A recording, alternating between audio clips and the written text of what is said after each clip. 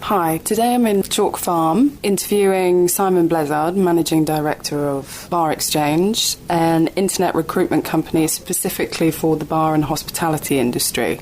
He set the business up 18 months ago and he's going to talk to us about how he's found the transition from being an employee to being the boss. Hi Simon, how are you? Hello Sally, yes, my name's Simon Blezard. I'm the founder of a company called Bar Exchange, based in London. I'm 37 years old, 15 years experience in marketing and advertising, and about a year ago I decided to set up my own business. How did that kind of come about? Were you working at the time and then had the idea, or...? Well, I'd recently given up a job running an agency, a digital marketing agency in London, and decided it was time to sort of break my mindset from having worked in the corporate environment for 15 years and just take some time off. I went to India for a couple of months, try and sort of refocus on what it was I was trying to do, and coupled with the sort of skills that I built up over the last 15 years, and try and find a medium especially that was fun to work in. One of my sort of reasons for going to work before, which previous bosses never particularly liked, but I felt it resonated with me, was I used to say to these people, well, I come to work for two reasons. One is to make money for the company, and the second part is to have fun.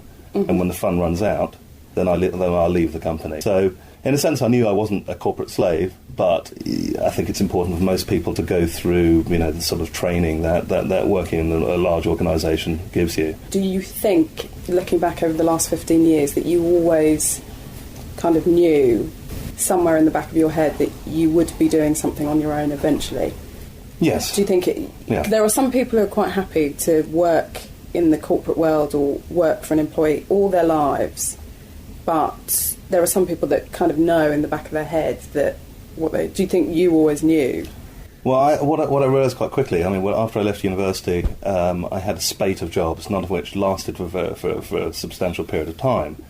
And I guess looking inwards, I thought there must be something about me that doesn't necessarily warm to having a boss, and that's still the case. I think, having had one or two sort of fairly challenging bosses, to say the least, over the years, I felt I could be a better boss to other people than some of the bosses had been to me, and secondly, I felt the need to actually do something on my own.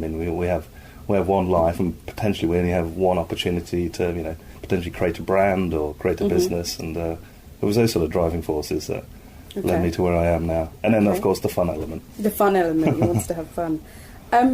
So the transition between corporate man to now being your own boss, effectively. Yep. How have you found that? Not having familiar faces around every day, not having somebody getting the tea and coffee in, having to do your own account, the whole thing of managing the business. How have you found it?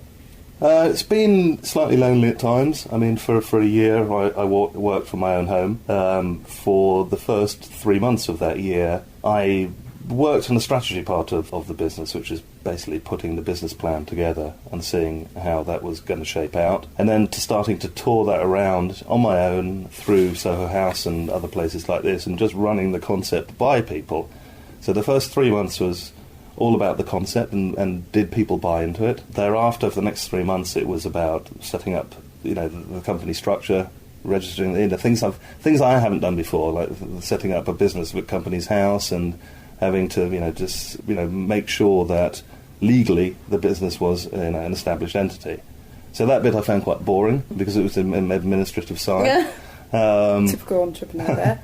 Which is not, it's not really what I enjoy doing. The first 3 months was quite interesting because I was the only one who really believed in the idea, and I was on my own. How important is that, do you think, for somebody starting a business to wholeheartedly 100% when everybody else around them probably is saying no? Yeah, it's. For me, it was.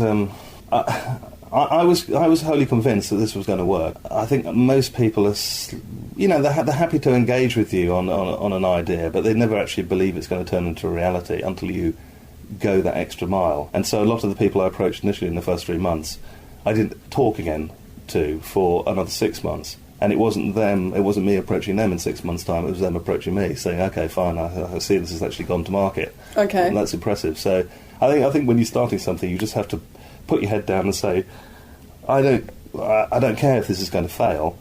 I actually need to make it fail. And if it doesn't fail, then it's going to be successful. Stay tuned and listen to part 2, where Simon talks about how the idea for Bar Exchange emerged and what he did in order to nurture the business and make it a success.